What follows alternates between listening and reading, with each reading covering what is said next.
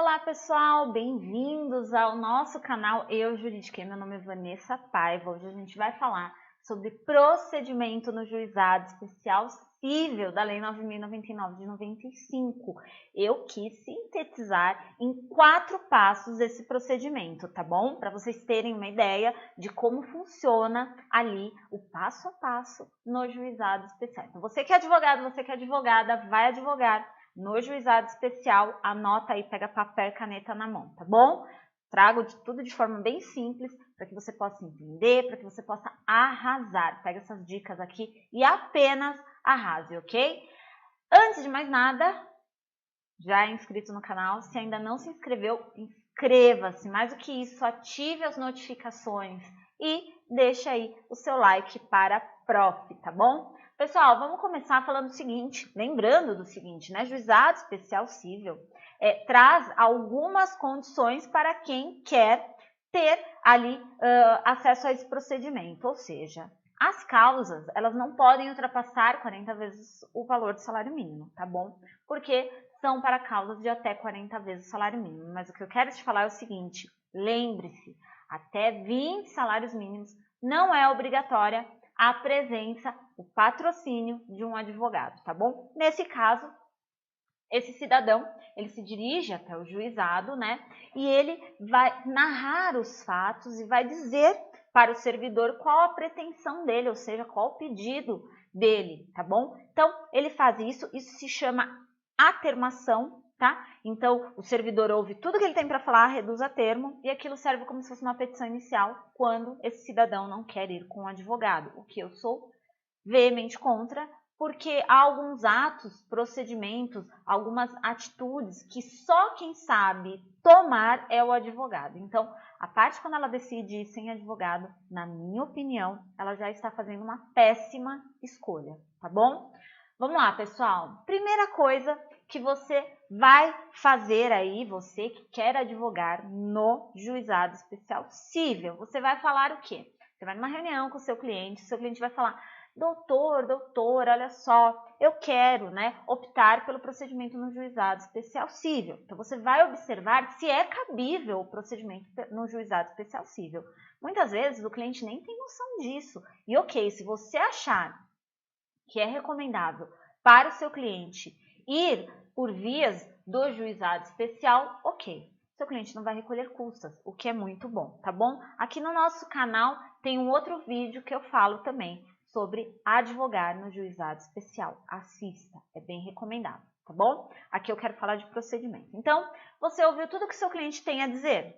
Então, como que você vai retirar ali a inércia do poder judiciário? Como você provoca o poder judiciário? Por meio da petição inicial. A mesma coisa aqui no juizado especial, tá bom? Por meio da petição inicial. Então, você vai ter que confeccionar uma petição inicial, onde você vai narrar, né? Vai qualificar, vai narrar os fatos, vai dizer o direito e vai fazer os pedidos, tá bom? Primeira coisa que você vai saber, que você vai se lembrar é isso. Olha só, há uma diferença grande entre juizado especial e justiça comum. E por justiça comum você entenda, claro, justiça estadual e justiça federal, tá bom? Na justiça comum, você vai protocolar uma petição inicial. Se tiver faltando algum dos requisitos, por exemplo, do artigo 319, o juiz ele não vai indeferir de plano a sua petição inicial, ele vai pedir para que você a emende, certo? Certo. E aqui no juizado especial, como que é esse procedimento? Olha só. Aqui no juizado especial não haverá prazo para emenda da petição inicial. Sabe por quê? Porque, na verdade, o artigo 16 ele já diz o seguinte, que haverá, o primeiro ato será a designação de uma audiência de conciliação. Ou seja, petição inicial, designação de audiência de conciliação. E olha só, que interessante, a lei fala em 15 dias. Então, estou aqui com a minha petição inicial, para 15 dias já é agendado aqui uma audiência de conciliação. Na prática é 15 dias, na prática pode não ser 15 dias, tá bom?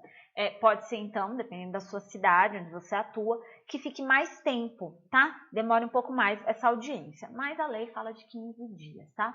Aí a lei fala outra coisa interessante, só pra gente lembrar que a lei fala que Se as partes não chegarem em um consenso, em um acordo, será então dado a chance de instaurar um juízo arbitral, né? Escolher por um juízo arbitral. Nunca vi isso acontecer na minha vida, tá bom? Então, nesses longos anos que eu advogo, nunca vi as partes escolherem por um juízo arbitral. Ok. Aí o artigo 27 fala assim, que se não houver ali a escolha, né, pelo procedimento do juízo arbitral, haverá, é como se fosse a conversão, né? A audiência de conciliação já vai para uma audiência de instrução e julgamento, desde que não haja prejuízo para defesa, tá? Mas também pode ser que na prática, na vida prática, eu falo que o que está na lei e falo o que acontece na vida prática. Pode ser que na vida prática não seja no mesmo dia, tá bom? A audiência de instrução seja designada para outro dia, certo? E você não vai falar, mas meu Deus, estava na lei. Não, gente, prática é prática, né? Treino é treino, jogo é jogo, tá? Então, quando a gente está advogando, a gente está no jogo. Eu costumo falar. Quer saber como que é o dia a dia do advogado? Advogue, né? Porque a lei, ela fala de um jeito, explica de um jeito, e a vida do advogado mesmo, ela é totalmente diferente, né? O dia a dia do advogado é totalmente diferente. Bom, continuando, gente, importante também a gente falar sobre, eu não estou falando ainda dos 4 passos, as 4 dicas de procedimento não, tá bom? Eu ainda estou falando aqui de umas exposições gerais, algumas coisas que vocês têm que saber, tá bom? Professora, estou pelo autor. Sou obrigada a comparecer, né? O autor é obrigado a comparecer na audiência de conciliação?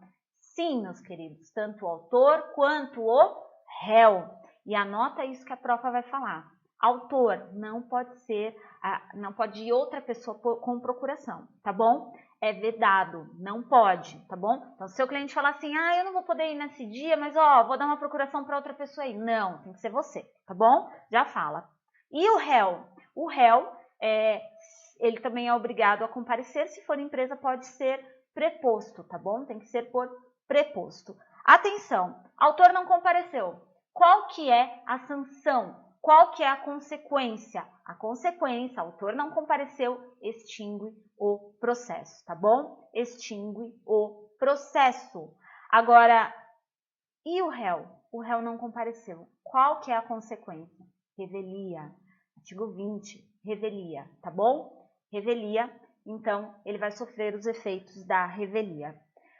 Dica interessante para você guardar aí com muito amor e carinho e utilizar caso seja preciso. O réu, se ele for uma microempresa ou uma empresa de pequeno porte, ou seja, o réu, ME ou EPP, ele tem que estar ali, se ele for o autor da ação, autor, tá bom? Lembra que eu falei que a empresa pode ir como réu, pode mandar o preposto. Agora, se ele for o autor da ação, tem que estar, meus queridos, se vocês pegarem uma empresa de pequeno porte ou uma microempresa e vocês forem colocar o seu cliente, que é essa empresa, como autor dessa ação, lembrem-se, quem tem que comparecer a essa audiência? O representante que tem que estar ali nessa audiência é ou o empresário individual ou o sócio dirigente, tá bom? Então, se você tiver pela empresa e essa empresa for autora, você vai lembrar que você vai falar assim para o cliente, olha, mas quem tem que ir é você mesmo, o empresário individual, ou então o sócio dirigente, tá bom? Agora, sabe o que você tem que pegar aí e anotar? Se você tiver pelo réu, já pensou você está pelo réu? E aí, do outro lado, o autor é uma microempresa ou empresa de pequeno porte, o que você vai falar? Por favor, deixa eu ver se quem está aqui representando é o empresário individual ou o sócio dirigente, tá bom? Deu para pegar?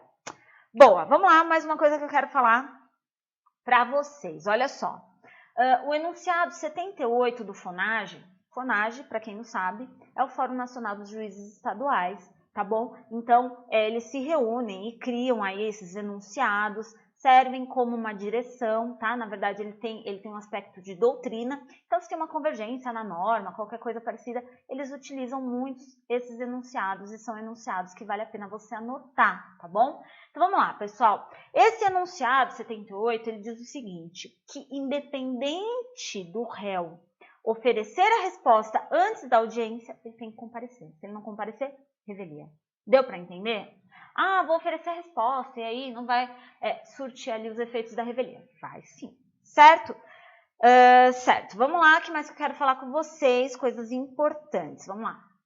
Audiência de conciliação, então, já falei, se houver a conciliação, ótimo. E aí, extingue, acaba ali, final de jogo. O que eu quero falar para você sobre isso ainda? Olha só que interessante.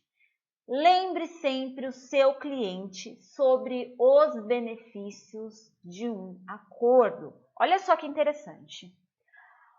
Um acordo mal feito é melhor do que uma boa sentença. Por quê? Porque aquele acordo, ainda que o seu cliente saia perdendo um pouco, mas ele deu algum resultado, ótimo.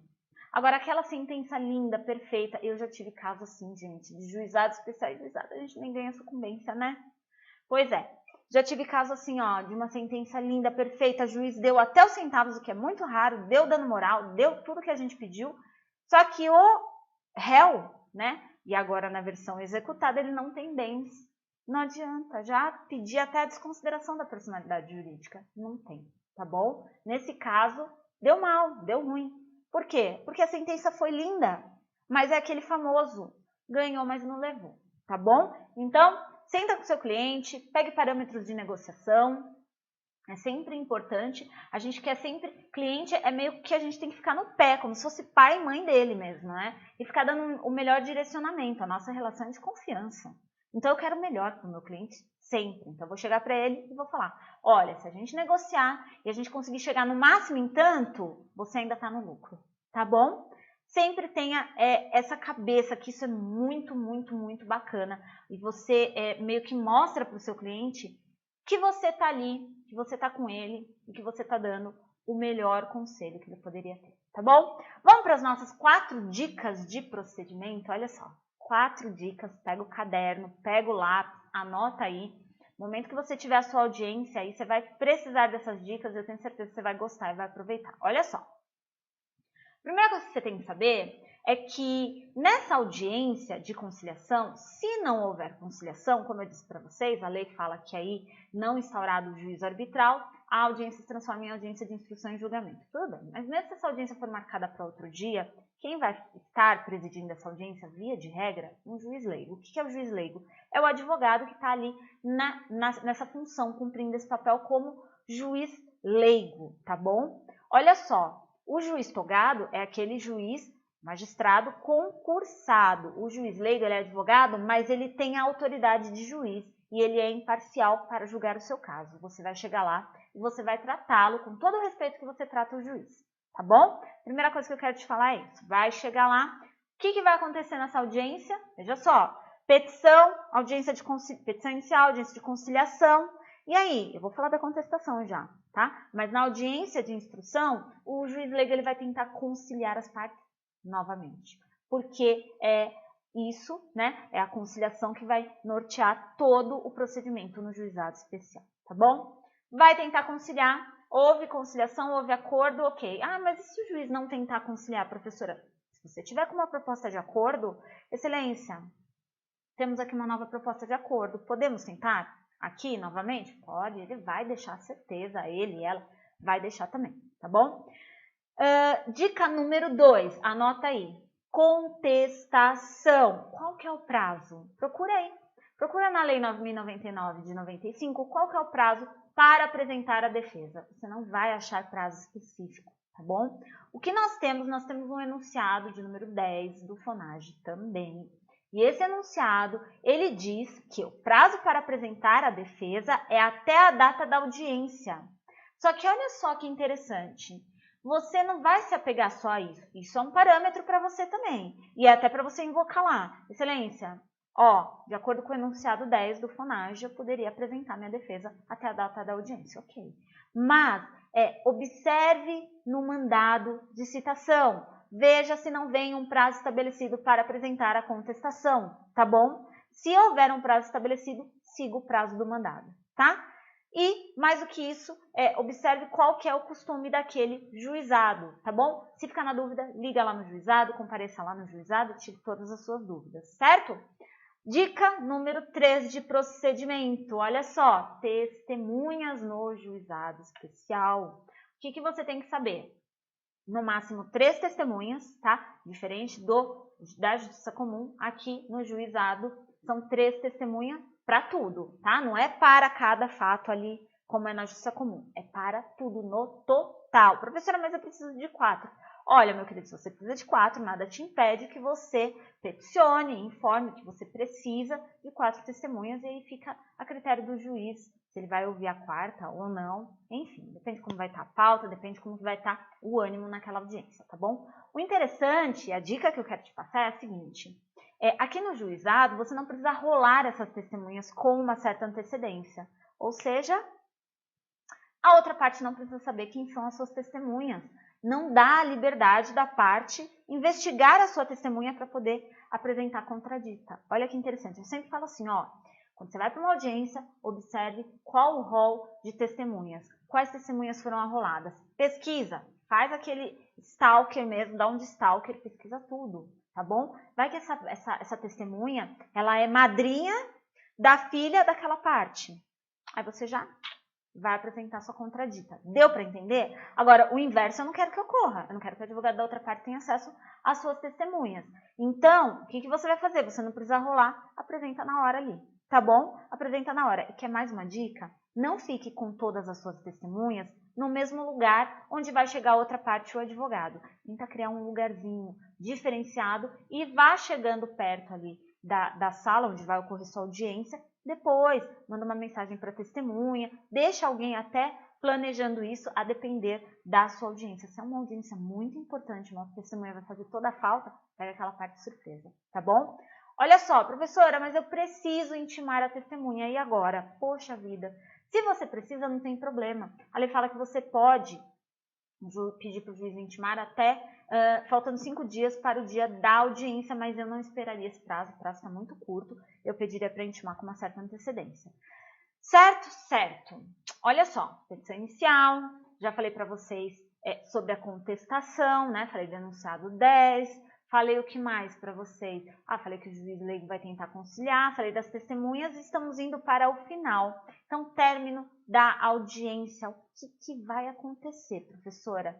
Primeira coisa que você tem que saber é que não é obrigatório o juiz dar o prazo para alegações finais. Nós temos o enunciado 35 que diz que não é necessário as alegações finais no juizado especial. Olha que interessante. Professora, mas é cerceamento de defesa, quer entrar com algum recurso, mandado de segurança, nada disso, não cabe, tá bom? Por quê? Porque é uma faculdade, tá bom? Normalmente, se o juiz sentir que há essa necessidade, ele vai abrir, tá bom? Eu nunca precisei apresentar alegações finais em juizado especial, mas a minha dica é: anote tudo que as testemunhas estiverem falando, porque as alegações finais são para isso, são para você justamente falar sobre esse final do processo. Você não vai falar o que está na sua inicial, na contestação, nada disso, pelo amor de Deus, não vai passar vergonha, tá? Para ela estar ensinando. Você vai falar, olha, a testemunha apresentada pela parte autora, você está pela parte autora. Pela parte autora, confirmou o relato de folhas tal, onde aconteceu tal coisa, em tal horário. Ótimo. Você está ali apenas ratificando o que a testemunha falou, que é uma coisa muito boa, que vai de acordo com o que você colocou na inicial. Ótimo. Aí você, em contrapartida, a testemunha do réu, você vai trazendo ali no que aquela testemunha do réu trouxe de informação, que a informação não foi precisa, que o réu não fez nenhuma prova, né? Não trouxe nenhum fato impeditivo, modificativo ou extintivo ao direito do autor. Então, você vai usar toda aquela sua prática nas alegações finais, caso for necessário, tá bom? Alegações finais não é para repetir o que está na petição inicial, pelo amor de Deus, tá bom?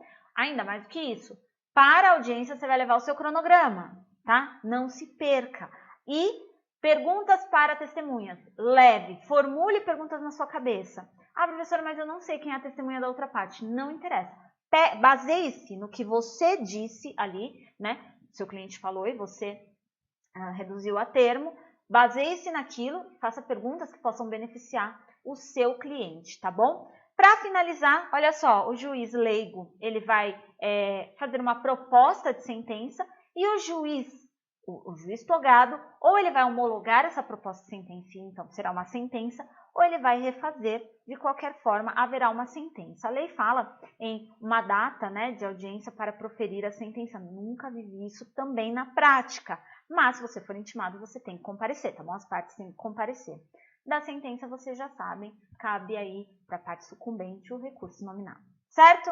Bom, pessoal, é isso aí. Qualquer dúvida, estamos à disposição no Insta, tá bom? E se você gostou do vídeo, dá o seu like, compartilha, a informação bacana tem que ser compartilhada com mais pessoas, certo? Beijo grande, sucesso em todas as audiências, tá bom? Tchau, tchau!